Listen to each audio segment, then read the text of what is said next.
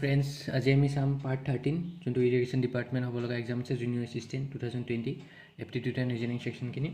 सो आज आम पार्ट 13 तो चाम ठीक है। सो आम क्वेश्चन तो चाँ कि दिया the length of a rectangle is half while is breadth is triple what is the percentage change in the area ठीक है। इतना कैसे लेंथ ऑफ द रेक्टेंगल कि आधा कर दी और ब्रेथ तो ट्रिपल माने 3 टाइम्स इनक्रीज कर what is the percentage change in the area ठीक है। तो ये क्या रेक्टेंगल माने कि आছিলে रेक्टेंगल माने अपोजिट साइड्स पैरेलल और ये 90 डिग्री आছিলে है ना डायगोनल इंटरसेक्ट करे ये राइट एंगल ठीक है। तो आमक कैसे जे लेंथ ऑफ द रेक्टेंगल आम लो लेंथ ऑफ द रेक्टेंगल किमान लेट लेंथ लो x और ब्रेथ लो y ठीक है। इतना आम यार एरिया किमान हम जेनेरेल एरिया तो आम केनेके हम लेंथ इनटू ब्रेथ को लेंथ इनटू ब्रेथ है ना लेंथ इनटू ब्रेथ किमान हम x into y equal to xy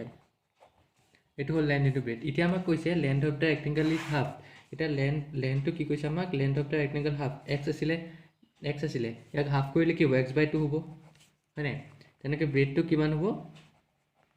breath तो कैसे 3 टाइम ट्रिपल ट्रिपल y आছিলে ये ट्रिपल कर किमान हम 3y हल। इतना यार लेंथ तो किमान हम ये दुटा लेंथ और ब्रेथ सो यार एरिया तो किमान हम ये एरिया हम अपना length into breadth length into किमान x/2 इनटू 3y है ना तो ये किमान हम 3xy/2 हल। ये इतना आमक कैसे जे ये हल एरिया 1 ये हल एरिया 2 इतना आमक कैसे जे এইখিনিৰ ইয়ালৈ যাওঁতে কিমান চেঞ্জ হৈছে বা ইয়াৰ পৰা ইয়ালৈ আহোঁতে কিমান চেঞ্জ হৈছে। সো আমি লৈ লওঁ যে এইটো পাওঁতে আমি ধৰি লওঁ a% চেঞ্জ হৈছে ইয়াত a% ইনক্ৰিজ হৈছে বুজি পাইছে কথাটো ইয়াত a% ইনক্ৰিজ হৈছে তো a% ইনক্ৰিজ হ'লে কিমান হ'ব a% of xy plus xy হ'ব হয় নাই বুজি পাইছে কথাটো। চাওক ইয়াৰ পৰা ইয়ালৈ যাওঁতে বা ইয়াৰ পৰা ইয়ালৈ যাওঁতে আমি a% ইনক্ৰিজ হৈছে ধৰি লওক ইয়াৰ পৰা ইয়ালৈ যাওঁতে a% ইনক্ৰিজ হৈছে। চ' এইটো আমি কেতিয়া পাম যেতিয়া ইয়াৰ লগত এটা পাৰ্চেণ্টেজ ইনক্ৰিজ হয় এইটো প্লাছ a% অফ xy বুজি পাইছে কথাটো। ধৰি লওক মই কৈছোঁ আপোনাক এইটো আছিলে 10 এইটো আছিলে 20 ঠিক আছে এটা আছিলে 10 ধৰি লওক এৰিয়া 1 এৰিয়াটো 20 তো এতিয়া আমাক ইয়াৰ পৰা এইটোৰ পৰা 10ৰ পৰা 20 পাবলৈ কিমান ইনক্ৰিজ হ'ব চ' মানে 22 a% ইনক্ৰিজ হ'ব হয় নাই a% অফ 10 প্লাছ 10 কাৰণ এই 10টোত আকৌ a% ইনক্ৰিজ হৈ পেলাই 20 পাইছোঁ গম পাইছে কথাটো এই 10টোত আকৌ a% ইনক্ৰিজ হৈ পেলাই আমি 20 পাইছোঁ তেনেকৈ ইয়াত xyত আমি a% ইনক্ৰিজ হৈ আমি 3x/y2 পাইছোঁ। এতিয়া কিমান হ'ব এইটো 3xy/2 equal to a/100 into xy plus xy এইটো হ'ল। এতিয়া ইয়াৰ পৰা আমি xy যদি কমন আনো কিমান হ'ব xy কমন আনিলে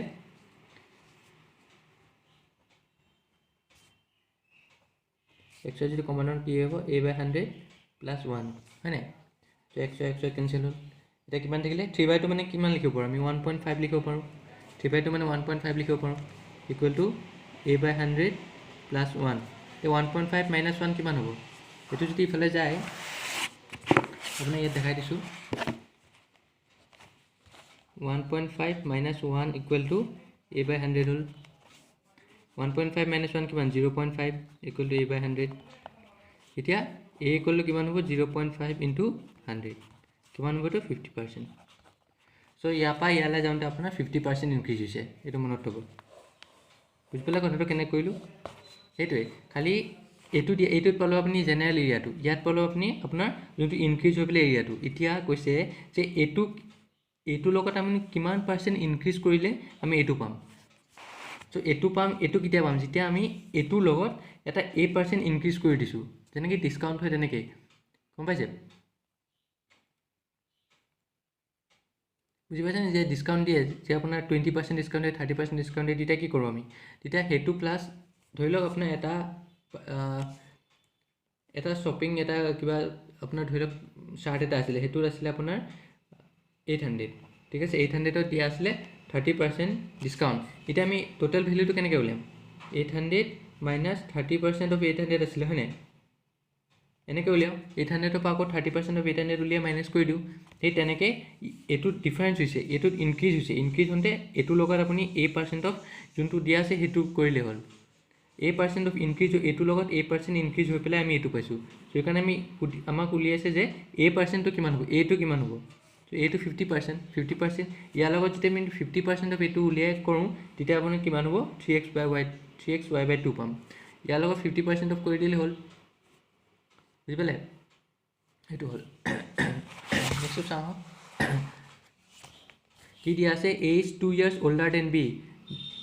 who is twice as old as c if the total age of a b and c is 27 how old is b এতিয়া আমাক কৈছে a is 2 years older than b এইটো চাওক ভালকৈ শুনিব a is 2 years older than b মানে a টো b তকৈ 2 বছৰ ডাঙৰ হয় চ' a টো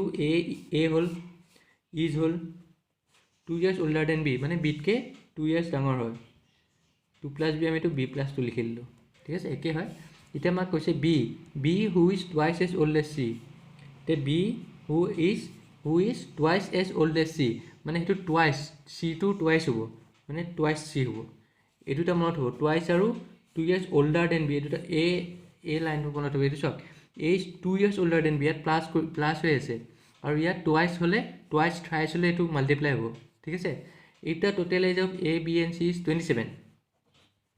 a plus b plus c equal to 27 তেতিয়া আমাক কৈছে how old is b b value উলিয়াব লাগে তে b টো আমি উলিয়াব লাগে সো b টো আমি b এ থৈ দিওঁ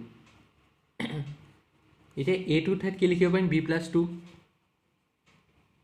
আৰু c টো ঠাইত কি লিখিব পাৰিম এটো c টো যদি আমি উলাও c equal to এটো ইনটু হৈ আছে হয় নাই 2 টো ইনটু হৈ আছে ইফালে গলে কি হ'ব b/2 হ'ব হয় নাই সো b/2 equal to 27 হল এতিয়া প্লাস 2 আছে ইফালে গলে -2 হৈ যাব এটা কি হ'ব b plus b 2b plus b/2 equal to 27 minus 2 হয় নাই b plus b কৰিলো 2b হ'ল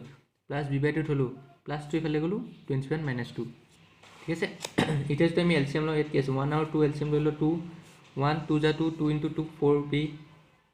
plus 2 1 যা 2 1 into b b equal to 25 হয় নাই 2 টো ইফালে মাল্টিপ্লাই আছে ডিভাইড হৈ আছে ইফালে গলে কি হ'ব মাল্টিপ্লাই হ'ব 4b plus b 5b হ'ল ইফালে 25 into 2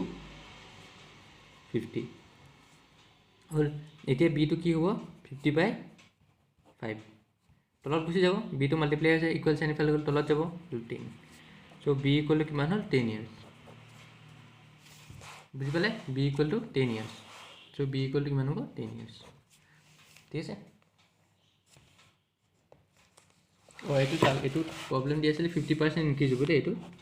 যদি আপোনাৰ ইয়াত মাইনাস হোৱা হয় -50% হয় তেতিয়া আমি লিখিলো -50% ডিক্ৰিজ ঠিক আছে এইটো মনত থব প্লাস আৰু মাইনাসটো খেলিমেলি নকৰিব ঠিক আছে x plus y equal to 24 আৰু xy equal to 100 find x square plus y square ঠিক আছে তো আমি এটা ফৰ্মুলা জানো a plus b whole square formula জানো আমি a plus b ঠাইত x plus y লিখিছো কি হ'ব x square plus 2xy plus y square এটো আছিল হয়নে যেতিয়া আমি এটো ইফালে লৈ যাওঁ x plus y whole square plus 2xy আমি ইফালে লৈ গলে কি হ'ব -2xy equal to x square plus y square থাকে এটা আমাক এটোৱে লাগে x square plus y square লাগে সো এটোতে বহাইলে হ'ল এতিয়া x plus y whole square কিমান হ'ব 24 square minus 2 into 100 equal to x square plus y square তে আমি তো এফালে লিখি দিওঁ x square plus y square কানে মই স্কয়ার খিনি মনত থব দিছিলো 24 স্কয়ার সাক কিমান হ'ব 24 স্কয়ার 676 তো 576 হ'ব ঠিক আছে minus 200 24 square 576 minus 2 into 100 200 তো x square plus y square কিমান পালো এতিয়া আমি 76 আহিলে 5 বাৰ 2 গলে 376 দেখিলে এটো সদায় মনত থব একেটা ফৰ্মুলা হয় হা এটো পা আমি ডিৰাইভ কৰিলো ফৰ্মুলা আপুনি এই লাইনটো লিখিলো আপোনাৰ যদি এনেকৈ দিয়া থাকে আপুনি এটো মনত থব লাগিব যে x square plus y square equal to কিমান হ'ব x plus y whole square minus 2xy ঠিক আছে তো একেটা এইবিলাক ফৰ্মুলা হয় এইবিলাক মনত থব আপোনালোকে তেতিয়াহে অংকটো সোনকালে কৰিব পাৰিব নেক্সট চাওঁ এক কি দিয়া আছে the fourth proportional to এটো দিয়া আছে কিমান হ'ব তে fourth proportional মানে কি fourth proportional মানে এটো first proportional second proportional third proportional আৰু ইফালৰটো fourth proportional হ'ব x হ'ব ঠিক আছে চ' আমি x লৈ লওঁ চ' এইটো মানে কি হয় আপোনাৰ 5/8 = 25/x বুজিলে চ' এতিয়া ক্ৰছ মাল্টিপ্লাই কৰি দিয়ক 5x = 25 × 8 হয় নাই চ' এতিয়া কিমান এইটো মাল্টিপ্লাই নকৰিব চাওক মাল্টিপ্লাই কেলৈ কৰা নাই মই ইয়াত এক্সৰ লগত 5 ইনটু আছে যদি আপুনি তলত লৈ যায়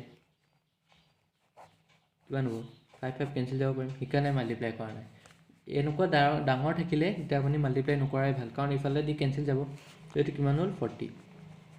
বুজিলে 4 প্ৰপৰ্চনেলটো মানে এইটো হ'ল এতিয়া আপোনাৰ যদি বেলেগ দিয়া থাকে তেতিয়া আপোনাৰ এইটো চাওক এইটো মাল্টিপ্লাই নকৰিব কিন্তু দেই এনেকুৱা অংকত সদায় যেতিয়া ডাঙৰ সংখ্যা থাকে বাট আপোনাৰ ধৰি লওক 4 × 10 আছে বা 4 × 12 আছে তেতিয়া বেলেগ কথা কিন্তু যেতিয়া আপোনাৰ ডাঙৰ থাকে যে ইফালে কেঞ্চেল যায় ধৰি লওক ইফালে আছে 4 × 12 আৰু ইফালে আছে আপোনাৰ 9x নহয় ইফালে 7x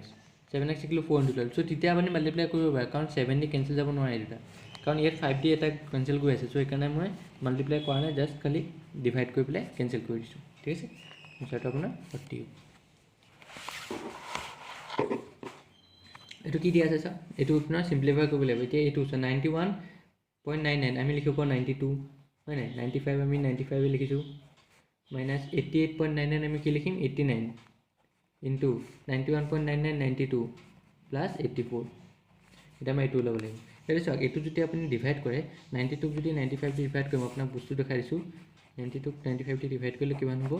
পইণ্ট দিয়ক 0 হ'ব 9 হ'ব হয় নাই 9 হ'লে কিমান হ'ব 9 ধৰিলে 5 4 কেৰি 9 81 + 4 85 65 চ' এতিয়া 0.9 আছে 0.9টো আমি এইটো চাওক 0.9 আছে হয় নাই 0.9টো আমি 1 ধৰিব পাৰোঁ চ' সেইকাৰণে আমি এইটো 1 লিখোঁ 1 - 89 × 92 যেতিয়া আপোনাৰ এনেকুৱা ক্ল'জ থাকিব 95 90 এনেকুৱা ক্ল'জ থাকিব তেতিয়া আপুনি 1 লিখিলে হ'ব এইটো কাৰণ 0.9টো আমি আকৌ এপ্ৰক্স কৰি পেলাই 1 ধৰিব লাগিব চ' 89 × 90টো কৰক এইটো কৰিব লাগিব 89 × 92 17 8 কেৰি 80 হয় নাই কিমান হ'ব এইটো 8188 এতিয়া প্লাছ এতিয়া এইটো কি হ'ল 8188 প্লাছ 84 এতিয়া প্লাছ কৰিলে কিমান 1 + 84 85 মাইনাছ 8188 এতিয়া কেনেকৈ হ'ব প্লাছ মাইনাছ কৰক 8188 পৰা 85 মাইনাছ কৰক কিমান হ'ব এতিয়া ভাবিলে 3 0 8103 হয় নাই 8103 ডাঙৰ লগত কি চাইন আছে মাইনাছ হ'ব এতিয়া চাওক অপশ্যনত আপোনাৰ চাওক 8103 নাই অপশ্যনত 8103 নাই কিন্তু 8103 ওচৰত একদম কাৰণ আমি এইটো চাওক আমি এইটো এপ্ৰক্স কৰিছোঁ কেতিয়াবা অপশ্যনত নাথাকিব পাৰে কাৰণ আমি এইটো এপ্ৰক্স কৰিছোঁ আমি এইটো বঢ়াই দিছোঁ 91.99 92 কৰিছোঁ 88.99 89 কৰিছোঁ চ' সেইকাৰণে এইটো এপ্ৰক্স কেতিয়াবা অপশ্যনত নাথাকিব পাৰে চ' সেইকাৰণে আমি কি কৰিম এইটোৰ একদম নিয়াৰেষ্ট ভেলুটো ল'ম -8103 নিয়াৰেষ্ট ভেলু কি আছে -8101 এইটো চাওক আপুনি যদি এইটো মাইনাছ নিদিয়ে চ' আপোনাৰ এইটো এনচাৰ পাব এইটো ৰং হ'ব সেইকাৰণে প্লাছ মাইনাছত সদায় খেলি মেলি নকৰিব গম পাইছে কাৰণ ইয়াত 810 প্লাছ 8101 আছে মাইনাছ 8101 আছে চ' সেইকাৰণে এইটো খেলি মেলি নকৰিব ঠিক আছে আজি মই ইয়াতে আহিছোঁ চ' নেক্সট ক্লাছত মই আৰু কেইটামান অংক কৰাই দিম ব'থছ ইন ষ্ট্ৰীম কৰাই দিম ব'থছ ইন ষ্ট্ৰীমৰ চাগে বহুতো কনফিউজন আছে চ' সেইটোৰ পৰা আহে এটা দুটা তিনিটা কুৱেশ্যন আহেই চ' প্ৰত্যেকটো এক্সামতে সেইকাৰণে ইমান টানো নিদিয়ে আপোনাৰ এইটো জুনিয়ৰ ছিজন যোনটো আছাম ষ্টেটৰ গভৰ্ণমেণ্টৰ যোনটো আছাম গভৰ্ণমেণ্টৰ যোনটো এক্সামবোৰ এইবোৰত এপ্টিটিউড ৰিজনিং ইমান টান নিদিয়ে চ' সেইকাৰণে একদম এক্সট্ৰিম লেভেলটো চাব নালাগে যোনটো বেংকিঙত আহে সেইটো লেভেল চাব নালাগে চ' আপুনি জেনেৰেল আমি যিখিনি চাই আছোঁ সেইখিনি চালেই হ'ল ভালকৈ প্ৰেক্টিছ কৰি থাকিব চ' মোৰ চেনেলটো লাইক ছাবস্ক্ৰাইব আৰু শ্বেয়াৰ কৰিবলৈ নাপাহৰিব চ' থেংকছ এ লট